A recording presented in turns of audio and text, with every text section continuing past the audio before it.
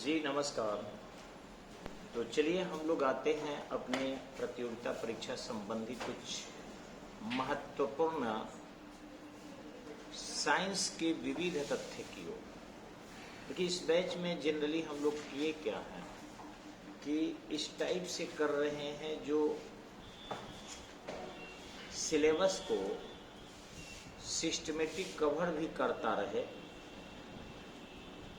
और साथ ही साथ एक जीके जीएस का स्टॉक आपके पास हो जाए और ज़्यादा मेहनत भी ना पड़े। लेकिन इनमें वही चीज़ें ज़्यादा होगी जो ज़्यादा से ज़्यादा कंपटीशन में लड़ जाता है। एकेडमिक में तो कम लड़ेगा लेकिन कंपटीशन में ज़्यादा आपको मदद करेगा। हालांकि एकेडमिक में भी मदद करता है। हमने देखा हमारे यहाँ एक लड़का पढ़ता था विशाल कुमार, और बड़ी बाद में लड़का आया विशाल कुमार। मंदरौली का लड़का था और बाहर एक गांव पड़ता है इधर वहीं का, और हार्डली मेरे यहाँ वो 2 साल रहा, मेरे ही मकान पर रघुनाथ नगर में। मैट्रिक करके आया था और जैसे फाइनल इंटरमीडिएट का परीक्षा दिया वो उसी साल कोस्ट गार्ड का परीक्षा दिया। कहीं कोई कोचिंग नहीं किया, एकदम साधारण सा लड़का, और इंटर फर्स्ट डिवीजन से पास भी किया और कोस्ट गार्ड का जॉब भी हो गया। एकदम बच्चा अभी है। हमको लगता है कि अंकेश जो बैठे हुए हैं इनसे वो 2 साल छोटा होगा। इतना कम उम्र का लड़का और ज्वाइन कर गया। तो वह तरीका ज़्यादा बेटर है। कम उम्र के बच्चे जो पढ़ते हैं वो पक्के जॉब में चले जाते हैं, उनको भटकने का अवसर नहीं, परिवार का प्रेशर नहीं, सोसाइटी का प्रेशर नहीं पड़ता। और जो ये एकेडमिक कोचिंग है, ये लोग ये अच्छे पढ़ाते हैं नो डाउट, लेकिन वहाँ बिगड़ने का अवसर ज़्यादा मिलता है। और वो चीज़ भी पढ़ाते हैं जो शिक्षा के लिए अच्छी चीज़ें हैं, कंपटीशन के लिए नहीं है। शिक्षा के लिए अच्छी चीज़ है, ज्ञान के लिए अच्छी चीज़ है, लेकिन हम बेरोजगार बिहारवासियों के लिए अब ज्ञान की कोई महत्ता नहीं। पीएचडी करके भी अगर हम फल चलाएं, गन्ना का जूस बेच रहे हैं, तो उसमें अपने एजुकेशन का क्या प्रयोग कर रहे हैं? कुछ भी नहीं कर रहे हैं। तो इसलिए हमें चाहिए कि ज्ञान का प्रयोग किया जाए। हाँ, अगर पीएचडी करके हम कहीं पढ़ाएं तो उस ज्ञान का प्रयोग हुआ। नेट निकालकर जेआरएफ निकाल के प्रोफेसर हो जाए तो ये ज्ञान का प्रयोग हुआ। लेकिन अगर पीएचडी करके और हमारे पास न पूंजी है कि हम कॉलेज खोल सकें, न इतनी कैपेबिलिटी है कि हम जेआरएफ और नेट निकाल सके, क्योंकि जेआरएफ के लिए भी रीजनिंग चाहिए। एकेडमिक एजुकेशन में रीजनिंग नहीं है कहीं भी। आप मैट्रिक देख लीजिए, इंटर देख लीजिए, ग्रेजुएशन देख लीजिए, पीजी देख लीजिए, कहीं रीजनिंग नहीं है।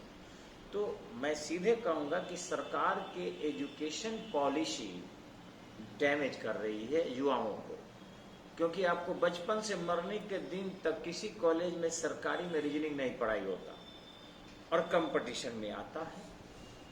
सब में पीए मैंने यहाँ तक कि प्रोफेसर भी बनना है आपको तो रीजनिंग चाहिए, प्रोफेसर भी बनना है तो कॉम्पिटिटिव मैथ चाहिए, प्रोफेसर भी बनना है तो जीके जीएस चाहिए। अब बताओ आप कि अगर आप फिजिक्स के प्रोफेसर बनना है तो खाली फिजिक्स से न जानना चाहिए, नहीं, आपको जीके जीएस भी एक पेपर देना है, तब आप फिजिक्स के प्रोफेसर बनोगे। लीजिए, इतिहास के प्रोफेसर बनना है तब भी आपको संविधान भूगोल जानना है। क्या जरूरी है इतिहास के प्रोफेसर के लिए संविधान जानना? लेकिन जानना है, और ये पढ़ाई नहीं होता। अभी तक के पूरे भारत में कोई एजुकेशन सिस्टम सरकारी नहीं है जो इस एजुकेशन को देता हो कि आपको कहीं जॉब हो जाए। कहीं नहीं देगा। अरे साधारण से नवोदय विद्यालय में एडमिशन लेना है ना, आप 5वां 6ठा तक का सारा किताब रट जाओ सरस्वती की तरह। परीक्षा देने बैठोगे 10% बनेगा, क्योंकि आपको वह चीज पढ़ाया जाता है जो डिग्री केवल मिल जाए तुम्हें और तुम बर्बाद हो जाओ। आबाद होने के लिए मजबूरी है कि आपको जो कंपटीशन में आता है वो पढ़ना है। चाहे वो आप नेट से पढ़िए, चाहे ट्यूशन से पढ़िए, चाहे कोचिंग से पढ़िए, या भैया से पढ़िए, दीदी से पढ़िए, किसी से पढ़िए। पढ़ना तो वो पड़ेगा, रीजनिंग तो जानना पड़ेगा, जीके तो जानना पड़ेगा, कॉम्पिटिटिव इंग्लिश तो जानना पड़ेगा और उसी से नौकरी हो। माने नौकरी छोड़िए ना, नवोदय विद्यालय सिमतुला में एडमिशन के लिए वो चीज चाहिए, बताइए तो सैनिक स्कूल में एडमिशन के लिए चाहिए। यानी सरकार, जैसे कहा जाता है कि हॉस्पिटल के दवाई और कॉलेज की पढ़ाई से न लड़का पढ़ेगा और न रोगी ठीक होगा, वो वाला हाल है। सरकार के अस्पताल में चल गए तो सरकार एक चीज बहुत ईमानदारी से करती है, पोस्टमार्टम के लिए वो जरूर तैयार रहती है कि मैं जो सर्टिफिकेट दूंगा वो मान्यता होगा और जज साहब भी उसको नहीं काटेंगे बस। और सरकार जो रिजल्ट दे देगा आपको, first division, second division, third division, उसको जज साहब भी नहीं काटेंगे, वो भी एकदम दे देगा मोहर मार के आपको। आप भले ही फर्स्ट डिवीजन लायक हो, 80% लायक हो, अगर 60 दे दिया तो बस 60, आप 61 नहीं हो सकते हो, बोर्ड दे दिया तो दे दिया। अगर आप थर्ड डिवीजन के लिखे हो और फर्स्ट डिवीजन आ जाता है तो आगे। अब अभी मैं फेसबुक पर एक व्यक्ति का जीवनी डाला, मार्कशीट, आप लोग डॉक्टर एम.के. सिंह से जुड़ जाइएगा फेसबुक से। अगर आप चलाते हैं तो चलाइएगा मत, छोटे बच्चे को नहीं फेसबुक देखना चाहिए, लेकिन न्यूज के लिए जानना चाहिए, न्यूज खाली जानिए बस, बाकी यूज मत कीजिए। तो उसमें हमने डाला है उसका मार्कशीट, थर्ड डिवीजन से वो व्यक्ति पास है मैट्रिक और आईएएस निकाला। अब बताइए क्या वो थर्ड डिवीजन लायक ही था तो आईएएस कैसे करता?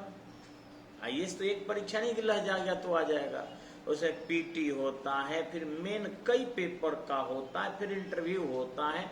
इंटरव्यू कोई एक आदमी नहीं लेता, बहुत आदमी मिलके लेते हैं, 8 आदमी 9 आदमी होते हैं इंटरव्यू में। अब इतना आदमी लेकर अगर परीक्षा ले रहा है तो गड़बड़ी होने का चांस नहीं है।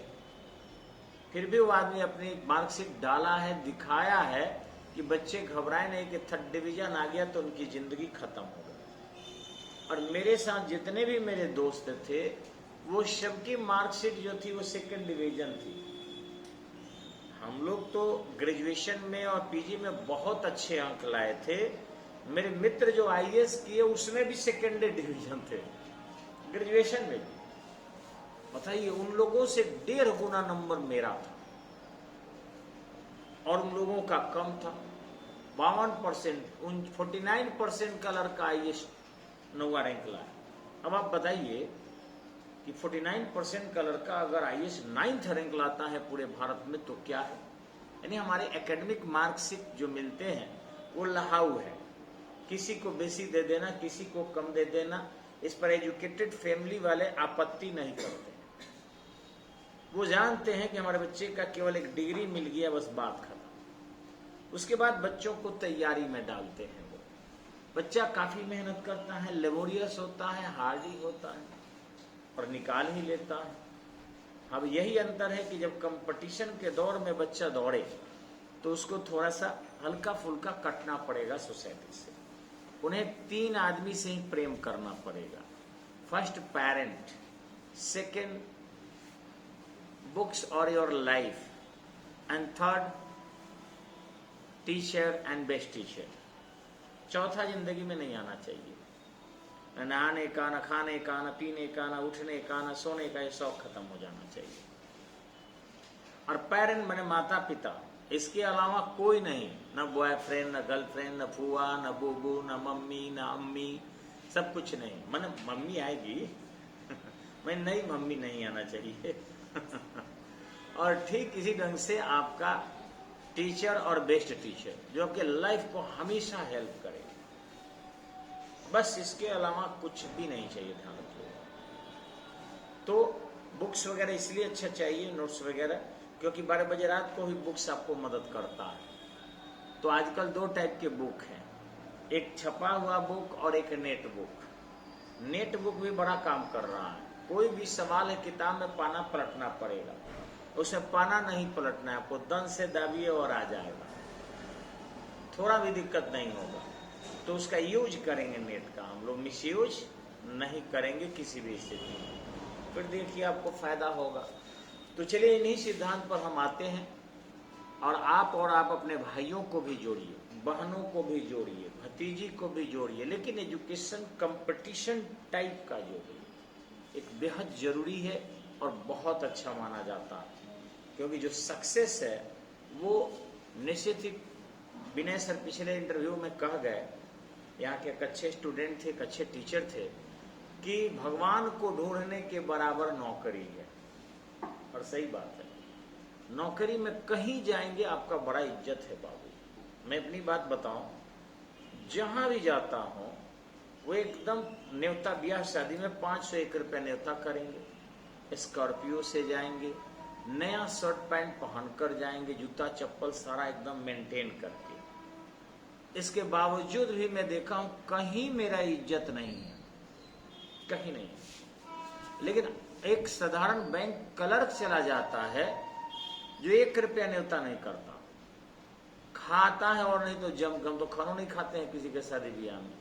99.9% में भूखे ही आते हैं। मेरी आदत नहीं है कि लाइन में खड़ा होकर और खाना। मैंने भगवान से कहा है, भगवान माफ करना, मैं वो थाली लेकर भीख मांग के नहीं खाऊंगा। अभी मांगूंगा भी तो महात्मा बुद्ध हो जाऊंगा, महावीर हो जाऊंगा, वैसा भिखारी बनूंगा। पेट के लिए खड़ा होकर थाली लेकर लाइन में खड़े होकर भीख मांगे, वो पॉसिबल नहीं है। वो हमको देना पड़ेगा आपको। मतलब 5 स्टार मोरिया शेरेटन दिल्ली में भी गए थे, तो वहां भी इसी टाइप के सिस्टम देखे कि लगा हुआ था, कोई सेमिनार था उसमें। तो हमने सीधे सीधे बैरा को कहा कि नो, मैं नहीं निकालूंगा अपना खाना, मुझे अगर खिलाना चाहते हो तो आपको निकाल कर लाना पड़ेगा टेबल पर। मैं कहोगे कि वहां खाना है, अतः जिस आदमी ने आयोजन किया है इसमें हॉल बुक किया है और खाना का ऑर्डर दिया है, हम तुमको 50 रुपया अलग से देंगे, लेकिन खाना निकाल कर लाओ। आने तो नहीं खाएंगे। आयोजक जो बुलाए थे उनसे हमने कहा, बोले कहा नहीं खा रहे हैं, हम नहीं खा सकते।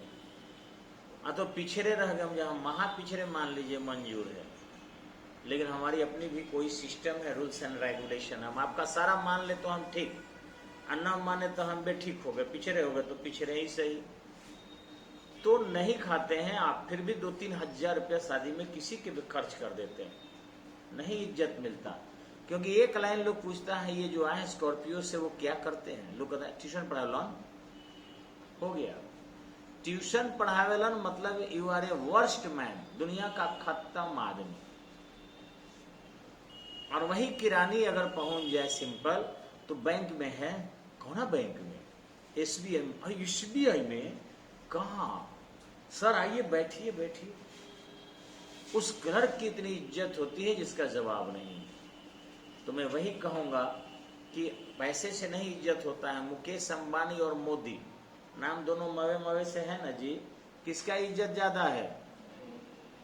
मुकेश अंबानी का कि मोदी का? मोदी कई को नौकरी दिए हैं अपने यहाँ लोगों को? एक को नहीं।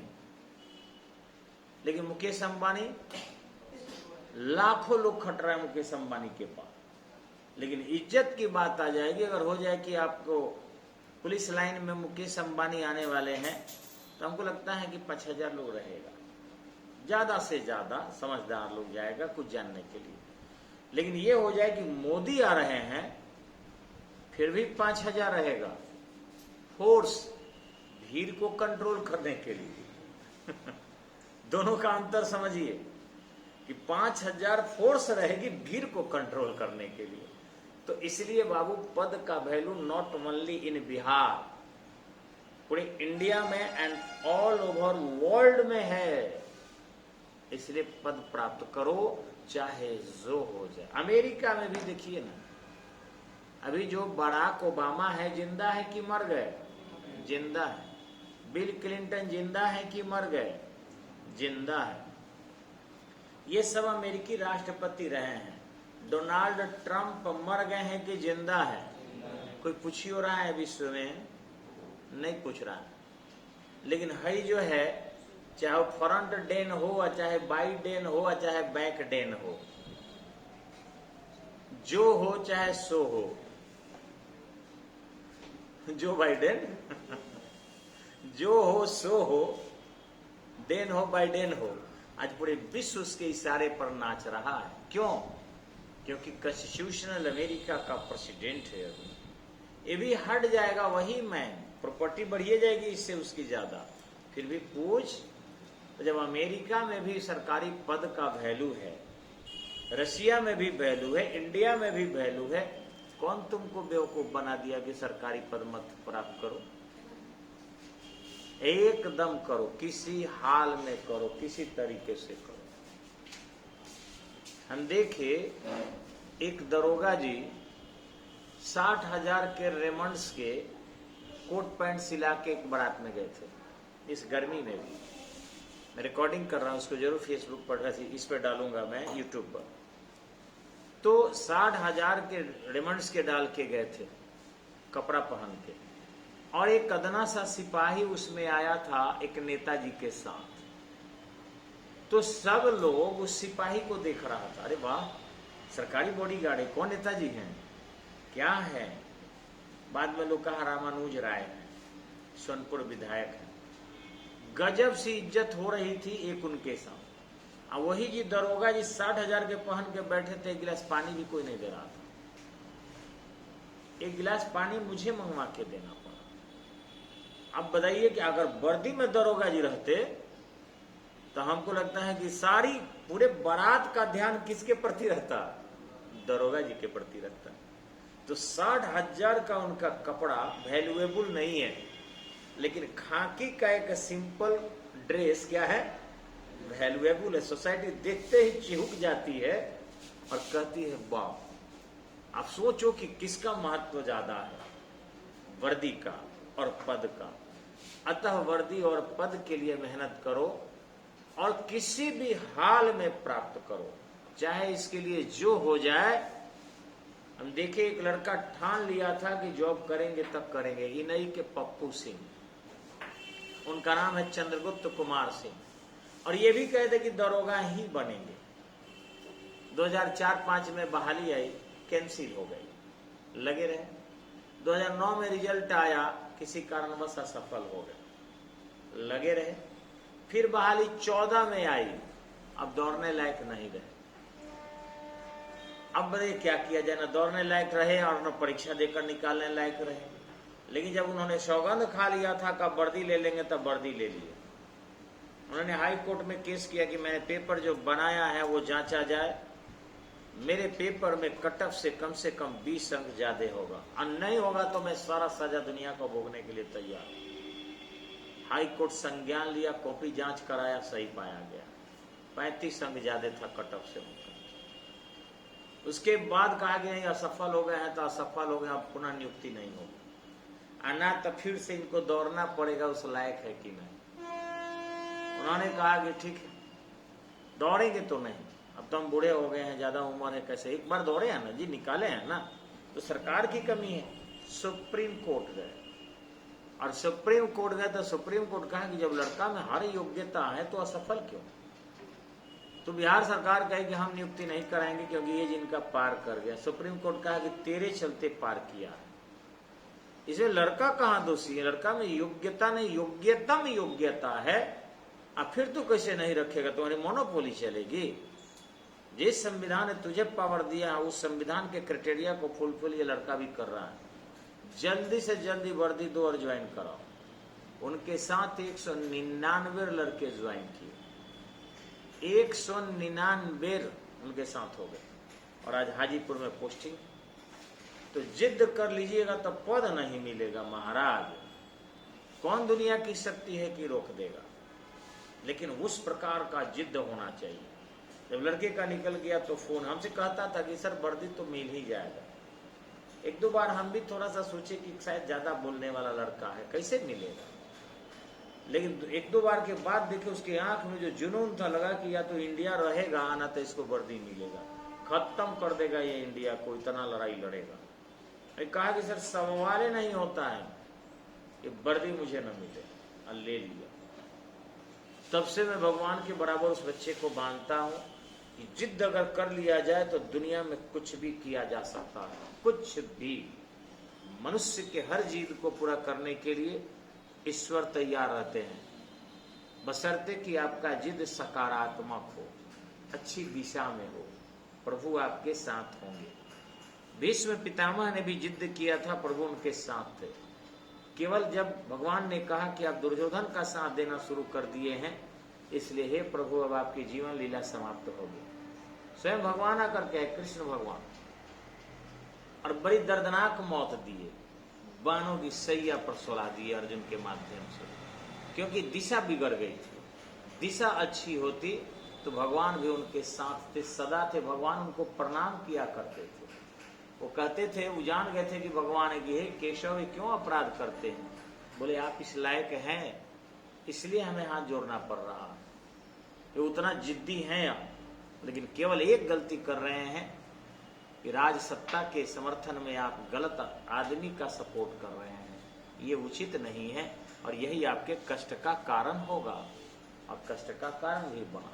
तो एक जिद्द करो तुम सब कि किसी भी स्थिति में हमें सरकारी पद पर चला जाना, किसी भी, नहाए ना नहाए, अच्छा खाएं बुरा खाएं, कुछ भी खा लो, बाल जरूरी नहीं कि भाई शौक से रखो, ये दाढ़ियों का नया नया डिजाइन चला हुआ है, ये भी जरूरी नहीं कि रोज सेट करवाओ, ऐसे ही रखो। मूंछ भी बहुत डिजाइन की जरूरत नहीं है, कपड़े डिजाइन की जरूरत नहीं है, तुम्हारी सुंदरता तुम्हारे पदों से बढ़ेगी, तुम्हारी सुंदरता तुम्हारे चेहरे से नहीं है, तुम्हारी सुंदरता तुम्हारे बाल से नहीं है, तुम्हारी सुंदरता तुम्हारी विलासिता से नहीं है, तुम्हारी सुंदरता तुम्हारे कर्तव्य और तुम्हारे सफलता से है। और मैं उम्मीद करता हूं कि मेरे इस मोटिवेशन से आप लोगों को निश्चित ही प्रभाव पड़ेगा, और किसी भी स्थिति में जब नींद खुले, हम लोग भी ऐसा पढ़े भले असफल रहे, कभी कभी 11 बजे रात को ही नींद लग जाता था, पढ़ते पढ़ते आंख दुख गया, सो गया। मोबाइल तो था नहीं उस समय में, मोबाइल तो और जल्दी सुलाता है, मोबाइल पर 1 घंटा पढ़ लीजिए, देखिए क्या दशा होता है, सिर दर्द करने लगेगा। हम लोग किताब पढ़ते थे 14 घंटा, तो आंखें दुखने लगती थी एकदम से, पानी मारने के बावजूद सो जाते थे।